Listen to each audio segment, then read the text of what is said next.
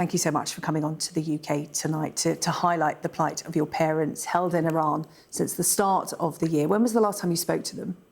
Quite recently. So I spoke to my mum on Tuesday. So that's the third time in just under 11 months that I've been able to speak to my mum.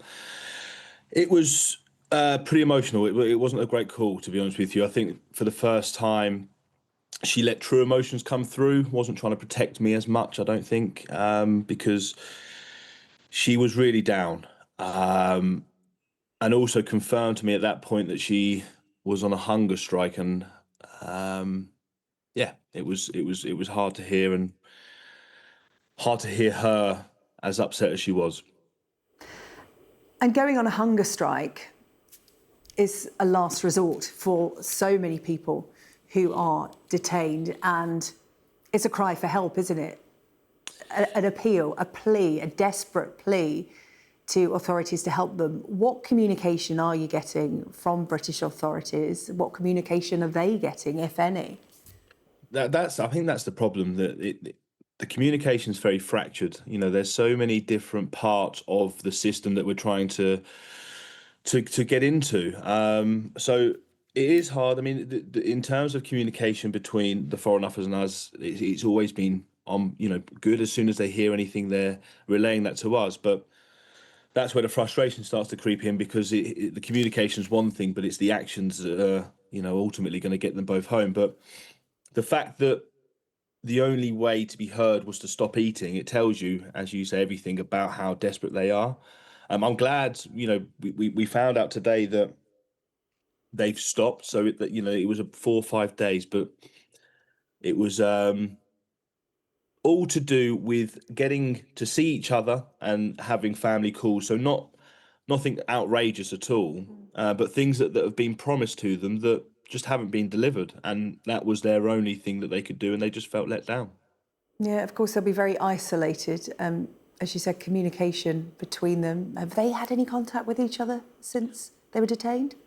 I think this is one of the problems that, and the reason they did the hunger strike is because they were promised to be able to see each other once a week. And my mum on that call on Tuesday explained to me that, Craig was in a room for a couple of hours waiting for his wife to walk in, not having seen her in weeks.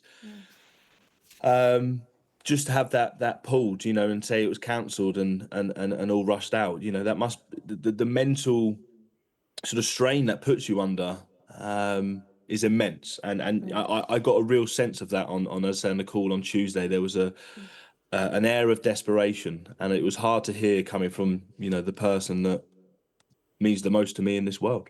Yeah. And Joe, difficult to know when you might hear from your mum next. Your mum and dad detained for espionage, spying, essentially.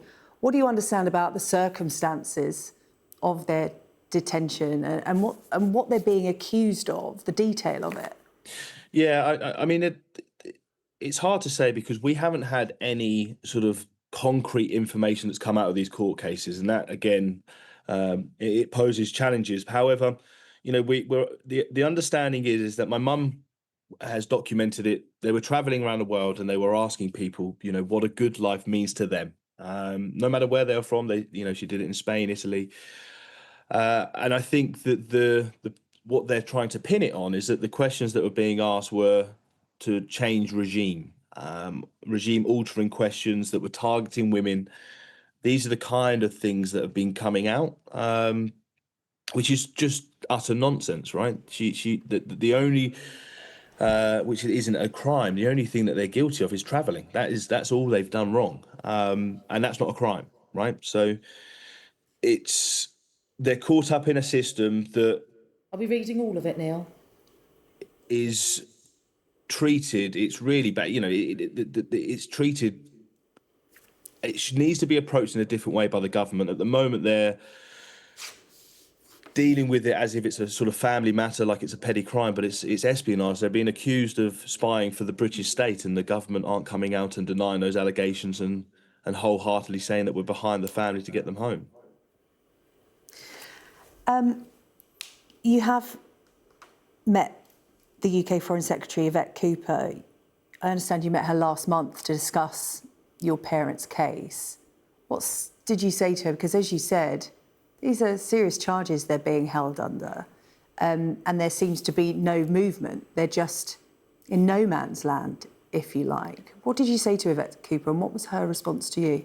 Yeah, I mean that's exactly how it feels at the moment. Is that we're in a stalemate situation. It's almost like one's waiting for the other, and there seems to be a policy at the moment which is just to sort of allow the process to unfold. And when it's as unjust as what's going on, it doesn't make any sense to me.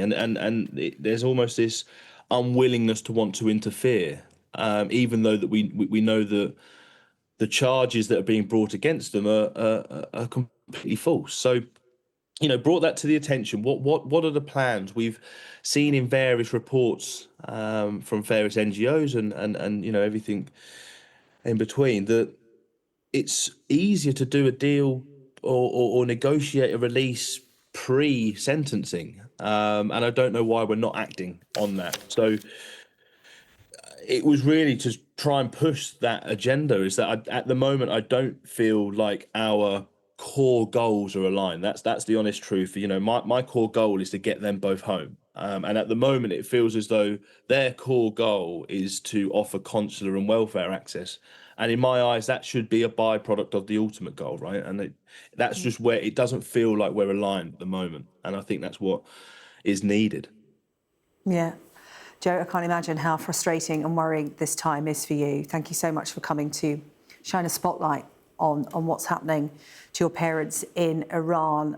Thank you. And I hope that when we speak again, we have better news to discuss. And I really hope you get to speak to your mum or dad, hopefully both of them, soon. Joe, thank you so much. Joe Bennett, their son of Craig and Lindsay Foreman, are detained in Iran on suspicion of espionage. Well, we have had this statement from the Foreign Office. It says, we are deeply concerned by reports that Craig and Lindsay Foreman have been charged with espionage in Iran. We continue to raise this case directly with the Iranian authorities. The FCDO are providing them with consular assistance and remain in close contact with their family members.